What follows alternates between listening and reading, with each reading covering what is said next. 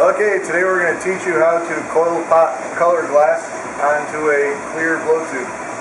We're going to use Yellow Elvis by Troutman and clear by some shitty clear company.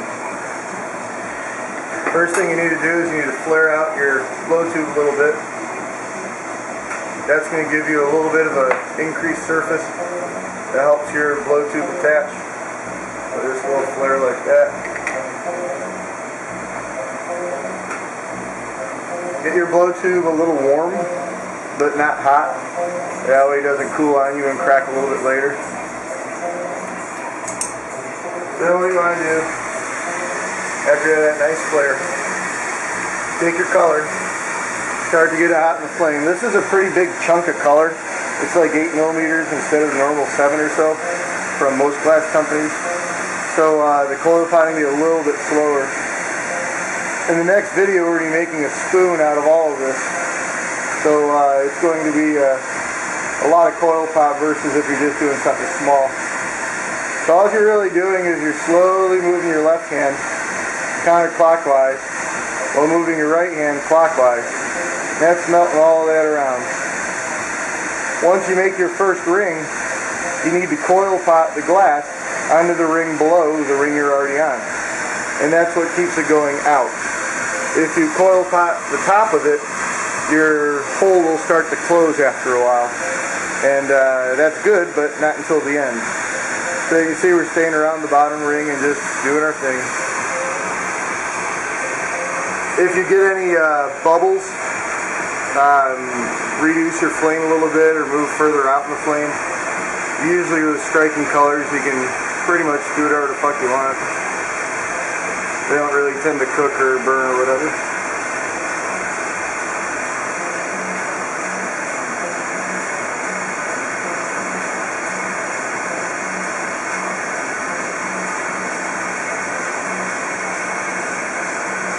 Now some people say that coil potting wastes a lot of color because, you know, to make a spoon you use about 3/4 of a stick of color. So that's probably about 1.5 ounces of glass. But if you use clear coated color or some other method, you don't really seem to get the same depth of color and ability to strike it flame wise as you do as if you coil pot it. So it's just a different look, a little more costly, but too bad, I guess.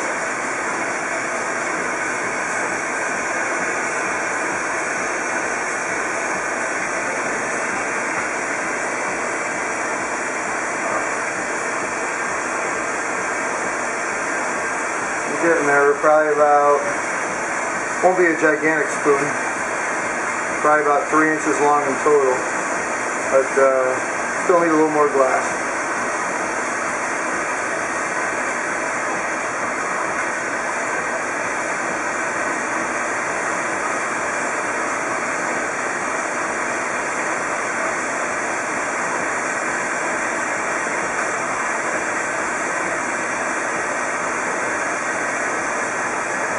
And by the way, you'll notice my left hand, where I'm coil potting too, never stays in the flame. If you keep this part of the glass in the flame, your coil pot, then it's going to start to melt and get all wonky, and you don't want that. You just want to keep the color rod and only the color rod in the flame while you're applying the coil pot.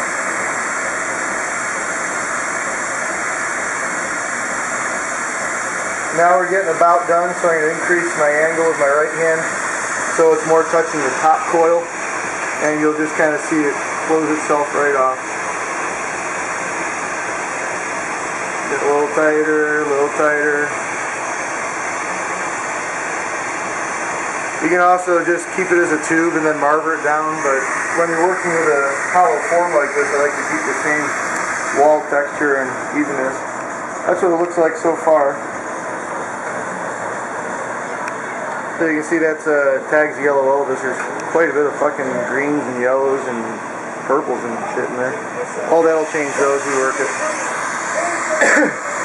So now your coil pot's on, and this side of the coil pot, your left, is really hot because you just worked it, but the blow tube side is really cold. So you want to kind of flash it in there a little bit at a time, listening so you don't hear any little tink tinks. If you do hear tink tink, don't worry too much.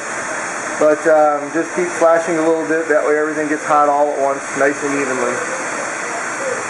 Now what we need to do is we need to get the entire section of color hot and basically condense it down, puff it out, condense it down, puff it out. That way it redistributes the wall thickness and makes it a more uniform piece of glass to work from.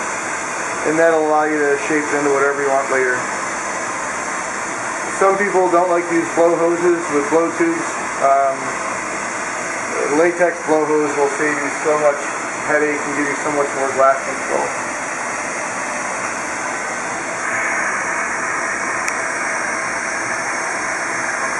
Tell me about the swivel. The swivels. You need a swivel. Oh yeah, you need the swivel too for the blow hose.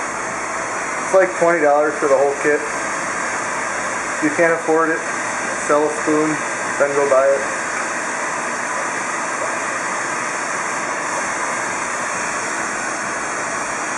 Sometimes when you coil pot, you don't get completely solid, a completely tube format, so to say. You'll have like a little spot where some air leaks through.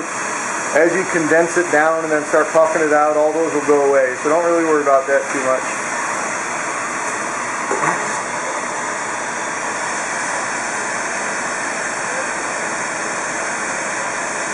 And again, if you're using something like lava or goldenrod or cran red or something along those lines, you would be boiling the shit out of it at this point, and you'd want to be working right around here in the flame instead. The only way we can get away with cooking this so hot so fast is because it's a striking color that lets you abuse the shit out of it. If you've never done one of these before and aren't sure when the wall texture is uniform, do it on clear rod. That way you can see through it the entire time.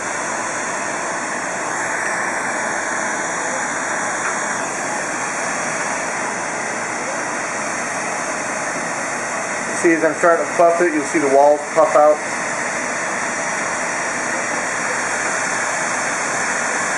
We're not trying to make it really thin, we're just trying to get all the thick spots thinner and all the thinner spots towards the thick spots. So just keep condensing it down. It takes a couple times to do it. It's annoying and it sucks, but you just gotta do it.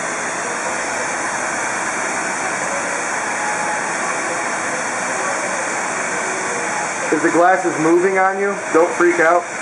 That means it works. If the glass ain't moving, then you're not really getting it hot enough to actually melt it.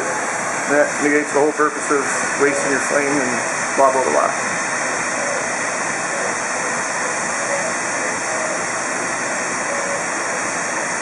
I'm noticing as Andrew loses the Didymedium glasses lens. It's a little bit thicker in the center, so I'm just going to heat up that spot a little bit and then give it another couple puffs to re-uniform it. It was working so well.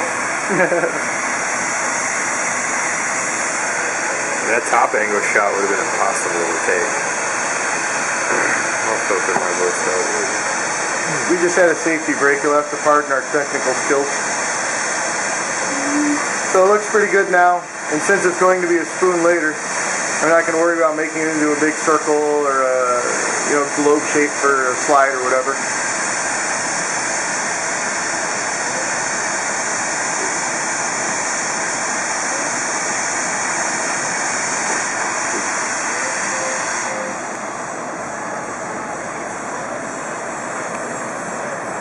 There you go. As it cools, you'll start to see some color come out of it. Move it down a little bit. There, right there, that's good. So now if you wanted to continue working on this piece, you could pop a hole here and then attach another blow tube. That way it's nice and perfect. And then close this end off. And then you have a nice perfect piece of tube every time. But since we're not going to be worrying about any of that, and that's just going to be our mouthpiece later, we're going to toss her in the kiln after one quick bake just to make sure it's all the right temperature, and we're done.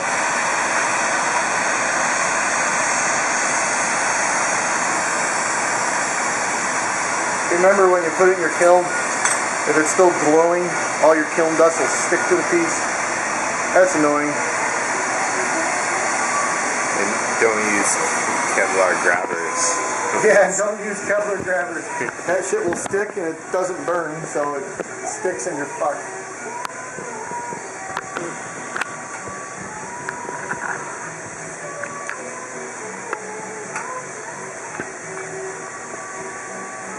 Cool.